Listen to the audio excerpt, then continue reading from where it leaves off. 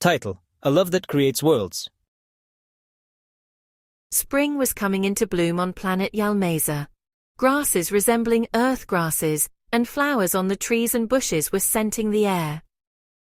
Along the path amidst the spring magnificence, Vladislav was walking to the symposium. He would be giving a lecture about the origin of life on planet Yalmeza. His childhood friend Radomir would serve as his opponent. At the ripe age of 19, Vladislav possessed a broad enough volume of information to present his theory at any level of the academic board. But his friend Radomir's knowledge was no less than his. Radomir and his group of supporters would exploit any weak point in the speech or any inadequate reasoning regarding past events. Lyudmila would be at the symposium too. Lyudmila. It just so happened that both of them had loved this girl from the time they were children. They loved her, but they didn't admit their love, not to each other and not to the girl, waiting instead for some kind of sign from Lyudmila. Which of them would she prefer? Vladislav took the long way there on purpose, so he could think through his presentation one more time. But something kept him from concentrating. He had the feeling someone was watching him, and when he heard some rustling behind him, Vladislav turned around abruptly. Someone darted from the path into the bushes and froze in the grass. Vladislav took a few steps back in that direction, and caught sight of his 4-year-old sister Katya hiding in the grass beneath the bushes. So, Katrinka, once again you're on my tail. Serious business awaits me. Don't you understand that you might be disturbing me? Of course you understand. That's why you're hiding in the grass. I'm not hiding. I'm just lying here. I'm taking a look at a flower and some bugs. Little Katya informed him, making believe she really was interested in the little flower. I see. Okay then. Keep lying there and looking. But I'm going on ahead. Katya immediately jumped up, ran up to Vladislav and quickly said, You go on ahead, Vladicek. I'll walk behind you, quiet as a mouse, so I won't disturb your thinking. When we get to where all the people have gathered, you take my hand, so everyone can see what a handsome and smart brother I have. Well, okay. Don't sweet-talk me. Give me your hand. But remember, when I or someone else is giving a speech, don't even think of commenting on what the adults have said, the way you did last time. Satisfied, Katrinka grabbed Vladislav by the hand and promised, Vladicek, I'll try with all my might not to comment. Elderly and young representatives of various regions of planet Yalmeza were filling up the outdoor amphitheater. No one had pens or pads or anything at all to write with.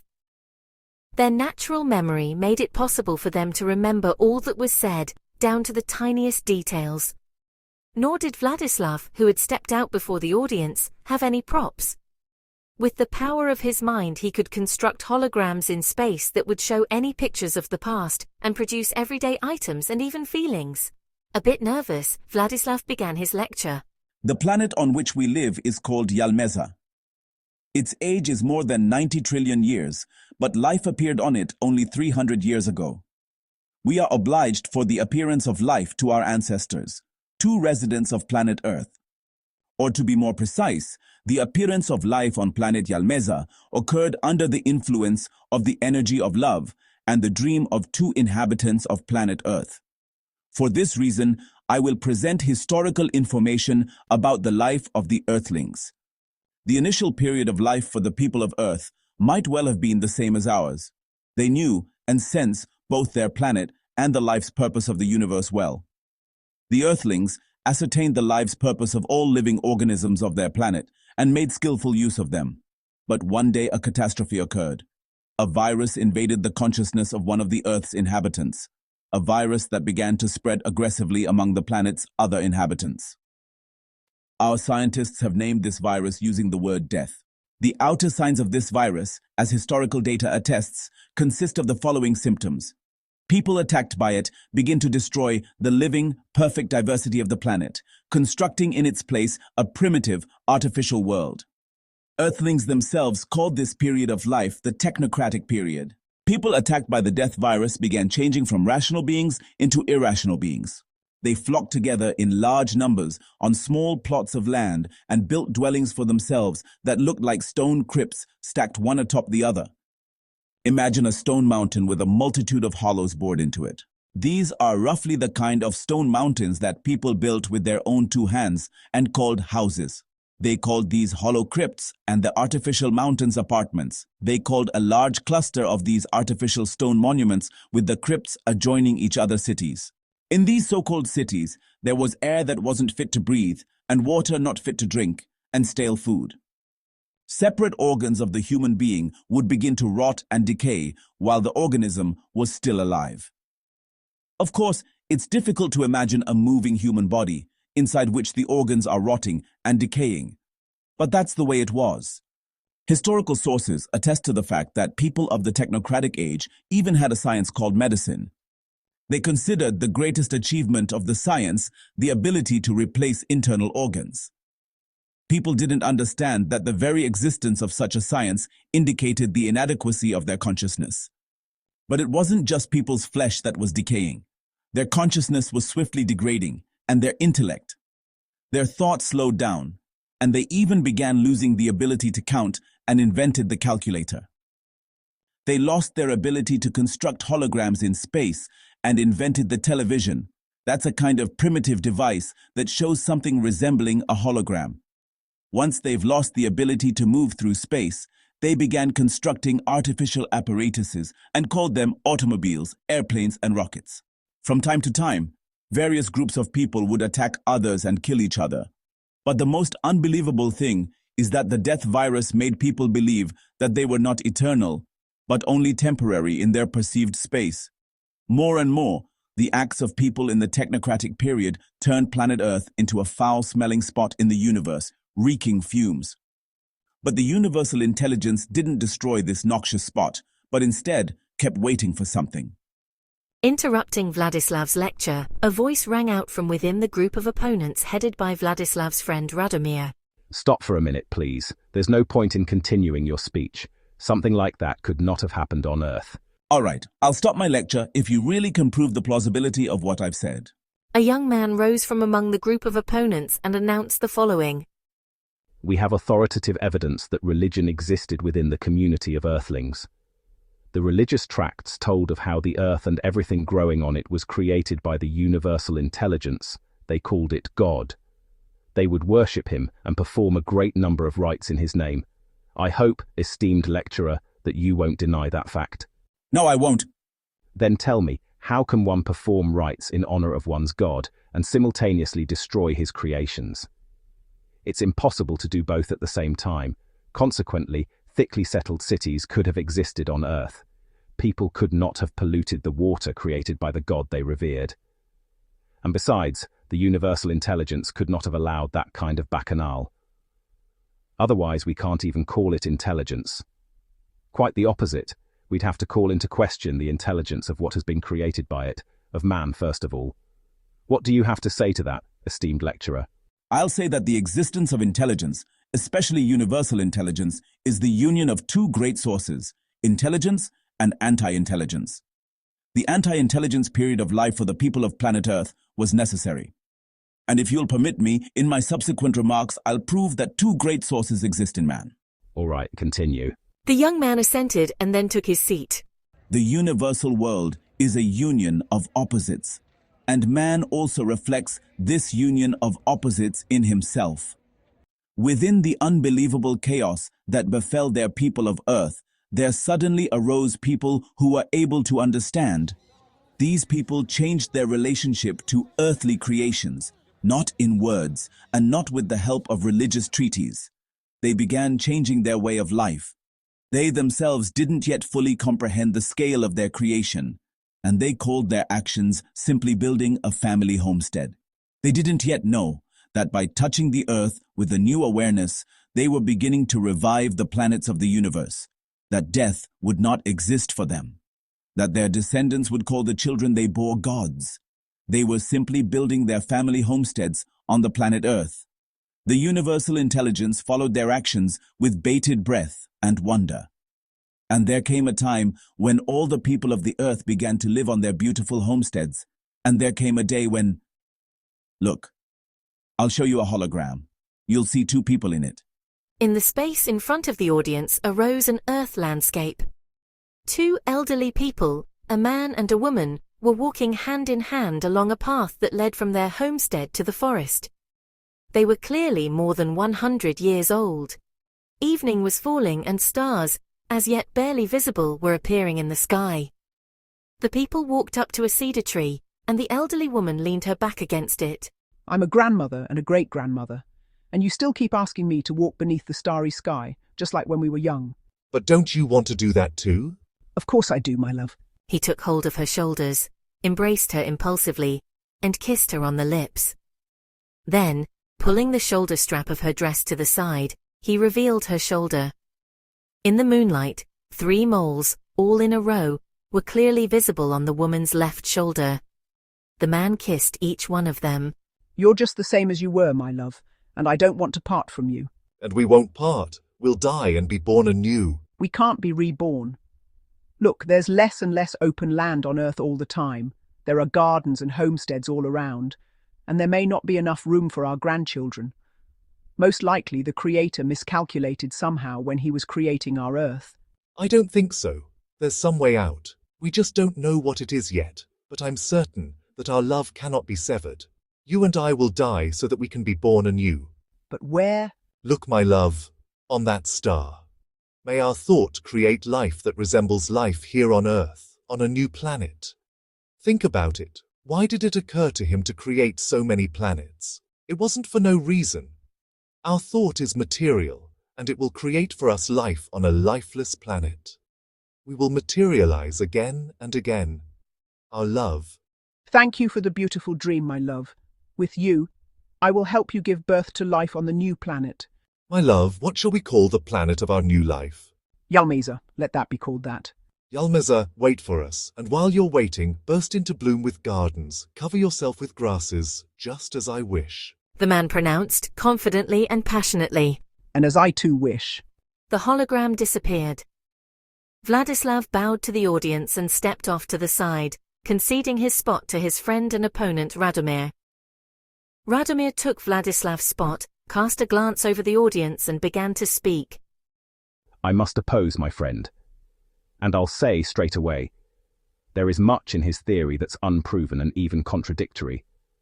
Like my friends, I can't believe that this absolute absurd period in the life of people existed. The hologram he showed, as we all understand, is the will of his thought, of his imagination, and it demands confirmation. Although this hologram did produce some kind of strange sensation in me, it seemed to me that my friend took it from among stories we already know, only I can't recall what its source is. A murmur passed through the amphitheatre, and exclamations were heard. Could he really have plagiarized it? Unheard of.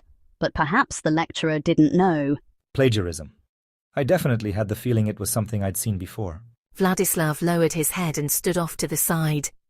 He winced when he heard a child's cry from the far rows of the seated people. It was his irrepressible sister Ekaterina shouting. It's good that she's just shouting and not commenting on what's going on. But he was mistaken. Waiting until silence had fallen, Ekaterina loudly announced, Don't even dare to argue with my brother, because he's very smart and sensitive. Yes, that's a weighty argument. That's correct, very weighty. And you, Radomirchik, stop staring at Lyudmila. Don't stare, and that's it. Katya, be quiet. I won't be quiet. Lyudmilka loves you, and you love her. I know for sure. Katya. Vladislav shouted once more, and then headed toward his sister. Lyudmila, why are you just sitting there? Stop him. He won't let me have my say. He's going to drag me away now, by force. A brown-haired girl stood up from the farthest row, went toward Vladislav and barred his path. Lyudmila's cheeks were burning red. Lowering her head, she whispered, Your sister's right, Vladislav. The hushed audience heard her whisper. The heads of those in attendance turned to little Ekaterina, and people smiled at her and applauded. Inspired by the audience's support, the little girl ran to Radomir, who stood before the hall, took her spot beside him, and held her little hands aloft, quieting the hall with her gesture. When everyone had fallen silent, she began speaking once again, addressing Radomir. And you, Radomirchik, you were just about to become a traitor. Don't criticize my brother. He showed everything correctly. He's your friend. You're his friend. And don't criticize him. I'm not criticizing, I'm simply stating a fact. There's not enough proof for the hologram he showed. There's not a single bit of proof. There is one, or even two. And where might it be? Or they, if there are two? One of them, that's me. The second, that's you, Radomir. At these words, she undid two little buttons on her dress and revealed her little shoulder. On little Ekaterinka's left shoulder, Radomir glimpsed three moles that were just like the ones that elderly Earthwoman shown in the hologram had. Radomir took a close look at the moles on the shoulder of the little girl, and the blood began pulsing more and more strongly in his veins. He made an effort to remember. Before him appeared a hologram that he alone could see. An Earth landscape. He kisses the three moles on the shoulder of his beloved. Then she embraces him. Laughing, she tosses his hair and, as always, kisses the tip of his nose, laughing. The hologram disappeared. Radomir looked a bit longer at Ekaterinka, who was standing before him, her shoulder still bare. Then he quickly leaned over, picked the little girl up in his arms and pressed her to him. She embraced him and, laughing, tossed his hair and quickly kissed the tip of his nose. He held little Ekaterinka in his arms, and she whispered in his ear, You were in too much of a hurry, Radomirchik, or maybe I was born a little too late. Now, wait until I grow up. Wait for 14 years. You won't be happy with any other girls. I'm your other half. I'll wait for you to grow up, my love. Worn out from the excitement and calm now, Ekaterinka rested her head on Radomir's shoulder and fell into a sweet sleep. But he silently stood before the hushed audience and carefully held his future wife in his arms. He was mentally writing letters in space. Those gathered there read the text of the hologram he'd created. Proof exists. It is within each of us. Endless and eternal is love in the universe. Then, slowly and gently, so as not to awaken the little girl asleep on his shoulder, Radomir made his way toward the exit. He forgot to disconnect his thought from space, and the hologram continued to fill up with letters. Those gathered there understood that those words weren't addressed to them, but they couldn't help reading them. You ran barefoot amongst the stars. You didn't seek love for yourself. All on your own in the expanses of the universe, you preserved what we must preserve together. Words intended for the little girl of the planet Yalmeza, and the Earthwoman, the goddess who had given life to their planet. The little goddess slept sweetly on Radomir's shoulder, and perhaps, in her sleep, she also heard the words of her beloved. It's great, Anastasia. That means, once people have developed the entire Earth according to the divine program, they'll be able to move to other planets. Of course. Otherwise, the very existence of the planets of the universe is meaningless. But he has granted great meaning to everything. The love of two people, the dream born of love, is capable of breathing life into any planet. And what's more, if I understood you correctly, people who are building homesteads now won't die. They'll just change bodies and immediately incarnate in life. Of course, it's their acts on Earth that are most needed of all. They are pleasing to God. And even those people who haven't yet managed to touch the ground with their hands, but who have begun building their future, beautiful, living, heavenly corner in their thoughts, are many times more necessary to the divine program than hundreds of wise men who have fenced themselves off from God's creations behind stone walls and talk about God and about spirituality. Their discourses are blasphemous and sad, and death without incarnation awaits them. Their fate is terrible, but it is not God's punishment, but their very own choice for their fate. He's shown in the universe through a new idea. It is a great energy, but a judge too. In treaties and legends much has been said about divine judgment. Divine judgment arrived, silent and invisible. It will touch all people now living on the planet. And each one himself will be his own judge. Whoever chooses life and creates a living life, he will be eternal, and in the likeness of the great creator of the universe. Whoever who models death in his imagination, he will be doomed to death by his very thought. It was as if these words of hers, pronounced on the bank of the river in a calm and confident tone of voice, seized the space the way an echo moves across the land. In 10 years, not I alone had come to know how capable was Anastasia of modeling the future with her thoughts and with her words. I was sailing away off along the river. She was standing on the shore. Over and over again, the space repeated her words about the life eternal. From what worlds of the universe, I suddenly thought, or from what galaxies had Anastasia, standing on the shore in her earthly form, appeared and given to the planet called Earth awareness of eternity? She doesn't throw words around lightly, and life confirms this. And if it is so, then I must congratulate you, my readers, and I congratulate you on your awareness. Creating life in the universe, we shall live eternally, until our next joyful meeting, my friends. End of the first part. End of chapter and of Book 8 of the Ringing Cedar series, The New Civilization. Join us when we begin Book 9 in the Ringing Cedar series, Rights of Love. Chapter: Love is a cosmic entity,